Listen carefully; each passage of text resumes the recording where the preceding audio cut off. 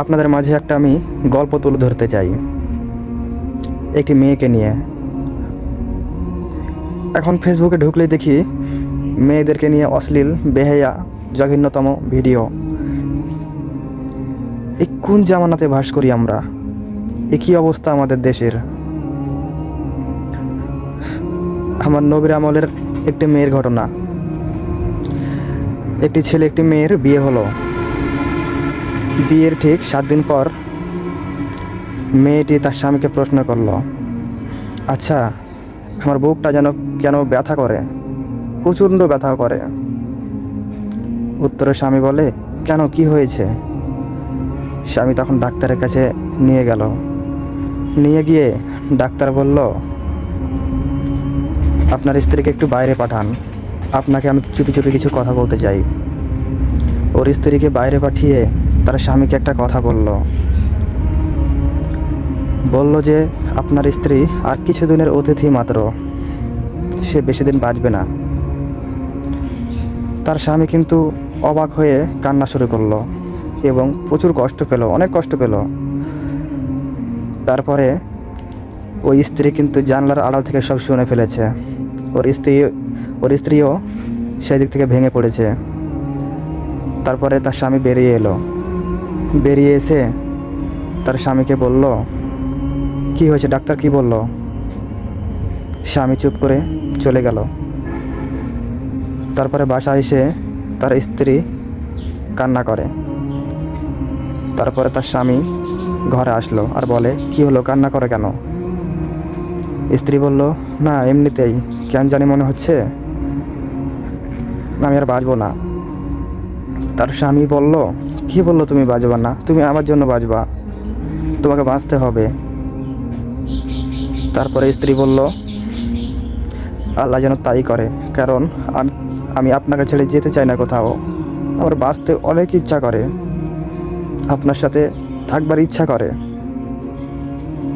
স্বামী বলল, আল্লাহকে আমি বলবো, আল্লাহকে আমি তাহাজ্জুদের নামাজে মোনাজাতে কেঁদে কেঁদে বলবো যেন তোমার হায়াত বাড়িয়ে দেয়, তোমাকে বাঁচিয়ে রাখে আমার জন্য। আর স্বামীকে বলেছিল সেই ডাক্তার, আপনার স্ত্রী আর মাত্র 15 দিনের অতিথি। এই স্বামী কিন্তু এই কথাটা ভুলে গেছিল। তারপরে ঠিক 7 দিন চলে গেল। 7 দিন গিয়ে মনে পড়লো, ডাক্তার তো বলেছিল আমার স্ত্রী আর মাত্র 15 দিনের অতিথি, তাহলে আমার স্ত্রীর জন্য আর 7 দিন বাকি রয়েছে। আমার স্ত্রী কি সত্যি চলে যাবে? এভাবে চলে গেল আরও 5 দিন, বাকি রইল 2 দিন। এবার স্ত্রী তার স্বামীকে পাশে বসিয়ে একটা কথা বলল, শুনুন, আমার পাশে এসে একটু বসুন, আপনাকে একটু মন ভরে দেখি। স্ত্রী তখন বলল, একটা প্রশ্ন করব? স্বামী উত্তরে বলল, বলো। এরপরে স্ত্রী তখন স্বামীকে বলল, আচ্ছা, আমি যদি মারা যাই, আপনি ঠিক আমার মৃত্যুর কতদিন পর বিয়ে করবেন? স্বামী বলল, কি আবল তাবল কথা বলো তুমি? এইদিকে তো স্ত্রী নাসুরবান্দা, সে এটা জেনেই ছাড়বে যে সে কতদিন পর বিয়ে করবে। এরপরে বাধ্য হয়ে স্বামী বলল, শোনো তাহলে, আমি তোমার মৃত্যুর কতদিন পর বিয়ে করব সেটা বলতে পারবো না, তবে তোমার তোমার কবরের মাটি যখন শুকিয়ে যাবে তখন আমি বিয়ে করব। এরপরে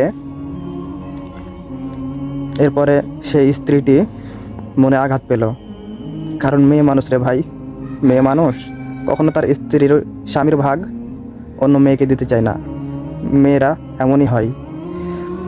তারপরে ঠিক 2 দিন পর স্ত্রী মারা গেল, কিন্তু এইদিকে মৃত্যুর ঠিক 3 দিন হয়ে গেল, কিন্তু কবরের মাটি শুকোচ্ছে না। এইদিকে স্বামী অবাক হয়ে গেল। এরপরে দিন যাচ্ছে 29 দিন চলে গেল, আর মাত্র 1 দিন বাকি আছে 1 মাস হতে, কিন্তু কবরের মাটি শুকোচ্ছে না। স্বামী কিন্তু অবাক হয়ে গেল। ঠিক 30 দিনের বেলায় স্বামী যখন তার কবর জিয়ারত করতে যাচ্ছে, গিয়ে দেখে সেই মাটি একই রকম, শুকোয় নাই। তারপরে যখন ফিরে আসছে তখন দেখে তার শালাবাবু একটা ক্ষেতের ওপর বসে আছে। এরপরে সে গিয়ে বলল, কি হলো, তুমি এখানে কি করো? ও বলল, দুলাভাই, আপুর কবরের কাছে গেছিলাম। বলল, কেন? বলল যে আপুর কবরে পানি ঢালতে গেছিলাম। বলছে, কেন? আপু মৃত্যুর আগে বলেছিল যেন আমি তার কবরে প্রত্যেক দিনই পানি ঢেলে ঢেলে আসি। ভাই, এই গল্প থেকে কি শিখলেন, কি জানলেন? ওই যুগের, ওই আমলের মেয়েরা তার স্বামীর ভাগ দ্বিতীয় কোনো নারীকে দিত না। আর এখন একটা নারী তার স্বামীকে ছাড়তে পারলেই বাঁচে, তার স্বামীকে অন্য একটি মেয়ের হাতে তুলে দিতে পারলেই বাঁচে।